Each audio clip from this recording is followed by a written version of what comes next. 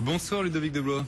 Bonsoir. Merci d'être avec nous ce soir sur BFM Business. Merci à vous. Vous êtes le patron de YSIPS, on dit comme ça, hein, YSIPS. Ouais, tout à fait. YSIPS, soit What2See, photovoltaïque surface, parce qu'on permet à une surface photovoltaïque d'être transparente et donc de garder le design de tous les produits sur lesquels elle est appliquée. Ouais. Qui est une filiale de Sun Partner. Tout à fait. On commence à entendre de plus en plus parler de vous, hein, en tout cas de l'innovation pour laquelle vous êtes là ce soir. Je disais, imaginez donc une feuille de plastique dans laquelle est intégré des capteurs solaires, capteurs transparents, en tout cas qu'on ne voit pas, et qui vous apportent l'énergie nécessaire pour renouveler la batterie d'un téléphone portable ou d'un ordinateur ou pourquoi pas d'autres choses, on le verra avec vous. Concrètement, comment est-ce que ça marche? Eh bien en fait, si vous voulez, on a miniaturisé les cellules solaires, on les a assemblées avec des procédés optiques. Et l'assemblage de ces deux surfaces permet d'avoir une transparence totale. Parce que nous, dans notre imaginaire, en tout cas, on n'est pas ingénieur évidemment, mais dans mon imaginaire, je vais le ramener à moi, un panneau solaire, c'est grand déjà, c'est volumineux et surtout, c'est pas transparent.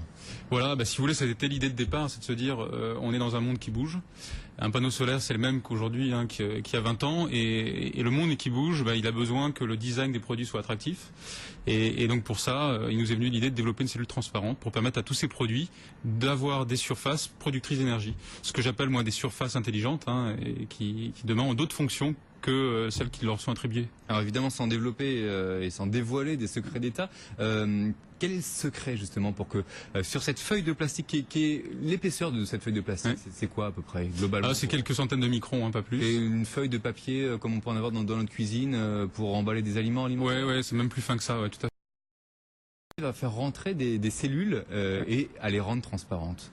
Écoutez, on travaille cette matière, on a des étapes qu'on appelle de la gravure, c'est-à-dire qu'on va réduire au plus fin la matière et puis on les assemble avec des lentilles. Et ces lentilles qui sont des systèmes optiques qui permettent justement de faire passer la lumière et donc de ne plus voir ce qu'on appelle des cellules photovoltaïques. J'avais cru comprendre, quand on était petit, on jouait avec des images, si on les regardait à droite, on voyait une image, si on la voyait à gauche, on voyait une autre image. J'avais cru comprendre que le principe était sensiblement le même. Le principe est proche, c'est ce qu'on appelle des hologrammes, et en effet le principe est très proche. Après, je peux pas vous dévoiler de secret, mais on a fait évoluer cette technologie pour en arriver à une cellule transparente. Combien d'années de travail pour en arriver là? Alors on a eu 3 années de recherche et développement pour arriver à un premier démonstrateur sur la téléphonie mobile. Et puis là on lance d'autres intégrations de technologies dans des produits différents de la téléphonie mobile, comme par exemple l'affichage publicitaire. Et combien d'euros investis? Alors on a investi plus de 2 millions d'euros sur 2 années. Ouais. Vous êtes combien à avoir eu cette idée et avoir réussi à la développer?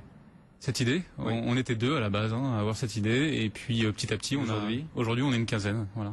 Donc vous avez réussi à lever suffisamment d'argent? Voilà, on a levé suffisamment d'argent, on prévoit un plan de recrutement d'une 20aine de personnes. Et puis, comme je vous le disais, on a d'autres applicatifs où là on crée des partenariats directement avec les clients et c'est eux qui vont nous aider à financer la recherche et développement sur ces applications. Alors on va évidemment venir au développement, mais aujourd'hui, donc c'est vrai que vous êtes particulièrement connu pour cette feuille et les applications qu'on peut avoir avec les téléphones portables. C'est pas une feuille que je vais coller moi, c'est pas une feuille de papier de plastique par exemple que je vais coller moi sur l'écran, c'est-à-dire que ce sera directement impliqué dans le processus de fabrication du téléphone. Voilà, ça va être appliqué directement dans le processus de fabrication de l'écran, exactement comme l'écran tactile aujourd'hui.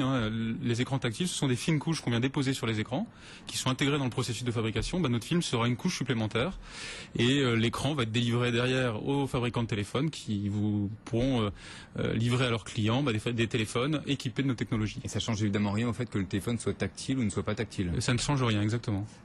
Combien d'heures d'exposition à la lumière ou au soleil pour combien de minutes ou d'heures de batterie rechargée? Si vous voulez, pour recharger totalement le téléphone, il faudra 6 heures d'ensoleillement. Pour avoir une demi-heure de communication, en 1 heure d'ensoleillement ou à la lumière, ça permettra de communiquer. Alors, est-ce qu'on est à un tournant dans ce système de cellules photovoltaïques? Imaginez, vous pouvez mettre de l'énergie solaire partout dans votre environnement, tout ce qui n'est pas végétal ou animal. Donc en effet, on est dans une vraie révolution. Je pense qu'on est dans une vraie révolution énergétique. Donc il faut apporter des réponses. Et la technologie YSIPS peut en être une puisqu'elle n'a pas de limite quant à ces applications. Aujourd'hui, combien de brevets ont été déposés? Comment est-ce que vous blindez votre innovation? Alors, on a eu un premier brevet qui était vraiment de rupture, parce que c'est un brevet générique, international, ce qu'on appelle un brevet à pétales. Donc après, il faut le consolider de brevets d'application. Et donc, depuis un an, on dépose 2 brevets par mois, qui nous permet justement de le consolider. Et puis, surtout, faut aussi garder de la confidentialité. On n'est pas obligé de déposer que des brevets. Et puis attendre le bon moment pour dévoiler certaines choses. C'est la solution pour être sûr de ne pas se faire prendre l'idée. Pour l'instant, vous êtes le seul sur le marché, j'imagine. Oui. Mais pour combien de temps? Après, il y a le secret industriel aussi. C'est pour ça qu'on a décidé d'aller de la technologie jusqu'à son industrialisation. Et dans le process de fabrication, là aussi, vous avez ce qu'on appelle des secrets de fabrication qui vous permettent de protéger votre technologie. C'est-à-dire concrètement, vous faites développer par plusieurs personnes différentes, par plusieurs usines différentes? Surtout, on a investi nous-mêmes dans notre propre unité de fabrication pour aller au bout de la fabrication avant de transférer la technologie. Et puis après, le meilleur moyen, c'est d'aller vite. C'est d'être le premier sur le marché, ce qu'on appelle le time to market, et donc d'arriver au plus vite et de répondre aux besoins. Donc l'idée là aujourd'hui, c'est d'être en constante innovation, c'est-à-dire que vous êtes déjà en train de chercher l'évolution de ce produit. On a déjà prévu, on a une feuille de route à 3 ans pour préparer les nouvelles technologies avec meilleur rendement encore, avec d'autres applications. Parce qu'on a des demandes même qui sont pas liées à cette technologie. Vous disiez tout à l'heure, WISIP, c'est une filiale de Sun Partner. L'objectif de Sun Partner est vraiment d'apporter des technologies de rupture demain. Il y a une révolution énergétique qui s'opère. Quelle réponse on donne à ça? Qu'est-ce qu'on apporte? Et bien, c'est ce sur quoi on souhaite travailler chez Sun Partner. Aujourd'hui, j'imagine que donc votre principal client, ce sont les entreprises du secteur de la téléphonie. Demain, on va concrètement dans le commerce avoir ces fameux portables qui s'auto-rechargent. C'est prévu pour l'automne 2012. Avec quel partenaire? Alors, je peux pas les mentionner aujourd'hui, mais sachez qu'on est en discussion avec l'ensemble des partenaires aujourd'hui, fabricants de téléphones. Y compris les plus grands? Et surtout les plus grands, mais aussi les opérateurs qui nous demandent d'être les premiers à lancer des téléphones équipés de nos technologies. Et donc là, c'est des discussions qui sont en cours, donc je peux pas en parler, mais voilà, c'est assez intéressant. Ce sont des contrats qui portent sur plusieurs millions d'euros. Oui, parce qu'on parle de centaines de millions d'unités, et donc on a bien l'intention, nous aussi, de savoir vendre nos technologies et de savoir la faire perdurer dans le temps. Donc bien sûr, c'est des gros projets. Quel est votre chiffre d'affaires aujourd'hui? Alors aujourd'hui, on vise un chiffre d'affaires sur l'année 2011 d'entre 1 et 2 millions d'euros, mais l'année prochaine, on vise de multiplier par 10 ce chiffre d'affaires au minimum. Par le biais justement de la téléphonie? Par le biais de contrats de licence dans le domaine de la téléphonie mobile, mais aussi dans d'autres secteurs. Alors justement, ces autres secteurs, quels sont-ils? On peut imaginer, là on est dans un studio de radio. Oui. Combien de feuilles? Alors je me rends pas compte, on va parler en surface peut-être. Combien de surface de cette feuille magique faudrait-il pour pouvoir alimenter en électricité ce studio de radio de télé? Ce studio de radio de télé, c'est difficile, mais une maison avec à peu près 4 habitants, si on enlève la climatisation et le chauffage, bien avec une trentaine de mètres carrés de cette surface, bien on arrive à couvrir les besoins de l'habitat. Et ces 30 mètres carrés, on pourrait les disposer sur les ouvertures, évidemment, les fenêtres. Voilà, et sur le toit. Sur le toit, exactement. Par exemple, on peut imaginer des recouvertes de ce film. Tout à fait, des tuiles solaires qui peuvent être des tuiles provençales, qui vont garder leur apparence de tuiles et sans impacter l'architecture de l'habitat. Il n'y a pas de traitement particulier à faire, de précautions à prendre pour qu'ils ne s'abîment pas? On utilise les mêmes technologies au niveau matériaux que les cellules solaires qui sont aujourd'hui placées en toiture. Donc non, il n'y a pas de point particulier à ce niveau-là. En dehors de l'électricité de la maison, enfin du quotidien, on va appeler ça comme ça, où est-ce qu'on pourrait retrouver cette innovation? Alors, je ne sais pas si vous avez vu, il y a plusieurs entreprises aujourd'hui dans le domaine des écrans tactiles qui imaginent que le monde demain sera tactile et qu'on pourrait avoir du tactile sur notre frigidaire. Eh bien, voilà, c'est un exemple d'application où on pourrait avoir notre technologie sur ces éléments, mais aussi sur des stores. Un store complètement autonome qui ne nécessite pas de trancher pour faire venir le réseau électrique, eh bien c'est aussi une application.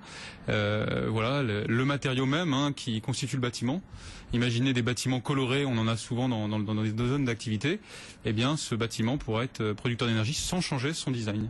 Dans les vêtements aussi, le textile, ça pourrait. Voilà, pourquoi pas. Alors les textiles techniques, vous prenez par exemple les pompiers sont à la recherche aujourd'hui d'innovation, notamment pour leurs vêtements, mais aussi vous avez des bâches techniques sur les stades qui peuvent demain être productrices d'énergie. Alors on pense évidemment tous au transport, les voitures et surtout les avions. Ça existe aujourd'hui avec Solar Impulse, sauf que Solar Impulse c'est une machinerie à mettre en place.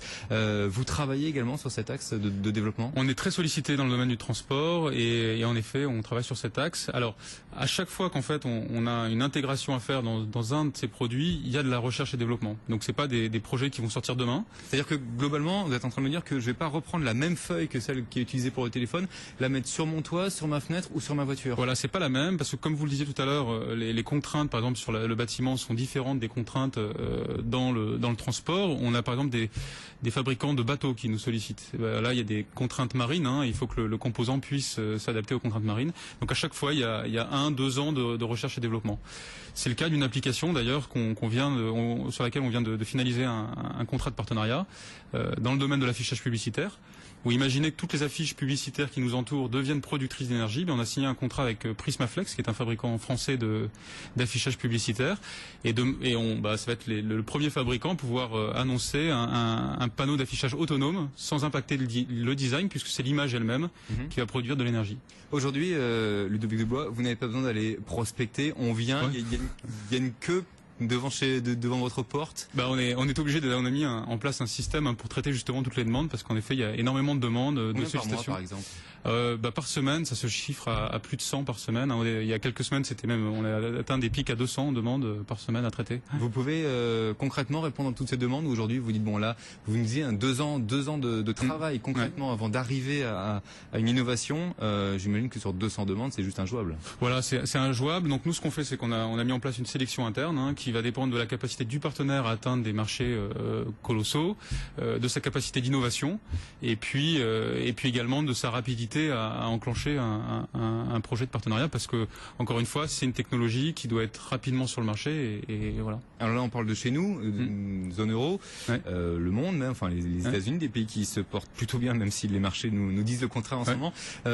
Si on extrapole un petit peu, est-ce que ça ne serait pas également une solution pour des pays émergents ou des pays dans lesquels il n'y a strictement aucune infrastructure? Et si, parce que reprenons le cas de la téléphonie mobile. Un pays africain, vous en avez beaucoup qui ont moins de 20% de leur pays qui est électrifié. Et bien dans un village, ils ont tous un téléphone, mais ils peuvent pas le recharger. Donc ils sont obligés de faire parfois des kilomètres pour aller recharger leur téléphone. Le fait d'avoir un téléphone autonome leur donnera accès à ça.